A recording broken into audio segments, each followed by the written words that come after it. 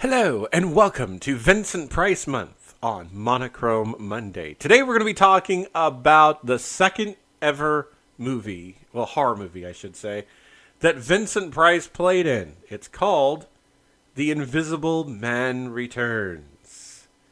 That's right, Vincent Price, of course, starred in this. This is a 1940s horror science fiction film directed by Joe May. The film stars Cedric Hardwicke, Vincent Price, Nan Gray, and John Sutton. Of course, this is the sequel to the 1933 Invisible Man film, which is loosely based on H.G. Wells' novel by the same name. Of course, by this time, sequels are starting to really become in favor, especially after Son of Frankenstein. So The Invisible Man Returns actually makes sense. It's directed, like I said, by Joe May. The screenplay is by Lester K. Cole and Kurt Siodmak. So here we go. Sir Geoffrey Radcliffe is sentenced to death for the murder of his brother Michael, a crime he did not commit. Geoffrey, his best friend, Dr. Frank Griffin, the brother of the original Invisible Man, and Geoffrey's fiancée Helen form a plan to inject Geoffrey with the invisibility drug if his appeal fails, which it did. As Radcliffe's execution nears, he suddenly vanishes from his jail cell just after Dr. Griffin had visited him.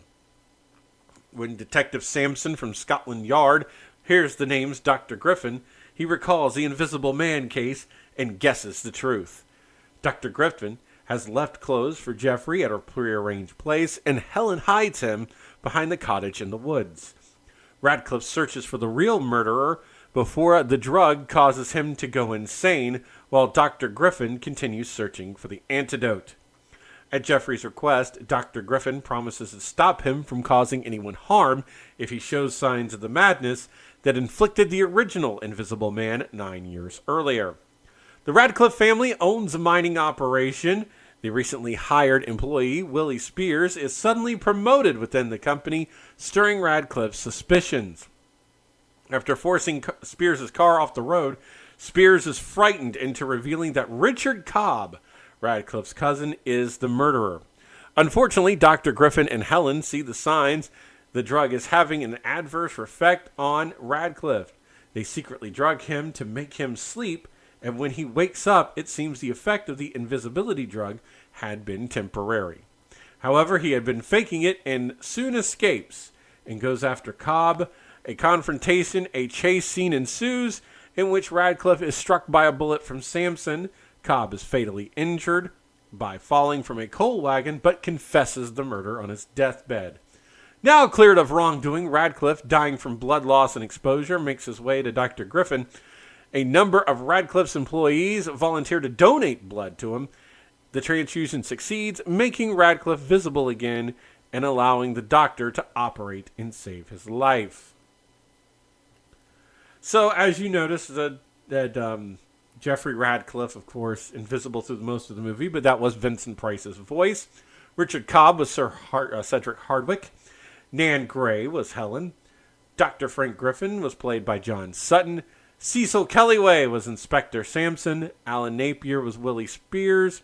Forrest Harvey was Ben Jenkins. And Paul England as the detective. Now, Universal Studios first announced the development in March of 1939, right around the time the Son of Frankenstein had found itself doing decently in the box office. Joe May was announced the director of the film, with either Boris Karloff or Bela Lugosi was going to end up playing the lead. Days after this announcement, Roland V. Lee then announced as the film's director. Now, the screenwriter also went through different writers as well, with W.P. Lipscomb announced, as he previously done for the film Les Mis, A Tale of Two Cities. Michael Hogan had also worked on the adaptation of Rebecca, was later given screenwriting duties. And then the Hollywood Reporter announced that Universal was looking for an unknown actor to fill the role, specifically noting they required a young, good-looking contender, even though he would remain invisible until the last reel. The three principal roles were given to actors who had recently completed work on Tower of London: Vincent Price, Nan Gray, and John Sutton. Sir Cedric Hardwicke was given top billing of the film despite being in a more supportive role. Price commented that he got along with director Joe May because May was difficult to understand. He didn't speak any English. He had something a rapport with him because he knew German. And thank goodness for that. Now, I did mention this is Vincent Price's second horror film. Of course, the first one he was in The Tower of London, which was the previous year. He was in one of Boris Karloff's film. And, of course, he would do several ones. But before then, he was in Service Deluxe as well. He did a couple of roles before getting really into horror, and most of his acting was done in the mid-40s. At least, to get him into a huge role. Now, people also forget Vincent Price was a big radio actor as well. He portrayed a Simon Templar in The Saint, which ran from 1947 to 1951. And then, basically, Vincent started doing a lot more horror films. Of course, he played Baka in the Ten Commandments outside of horror. He was also in television shows such as Science Fiction Theater, Playhouse 90, General Electric Theater. A lot of those did actually have a lot of horror done to it. Of course, we could go on forever with Vincent Price's career. But the truth of the matter is, he was, very unknown at the time this was made. And this is one of his, I would say, first outstanding roles. And, Vincent would go on to have a long, long career, and we're all thankful for it.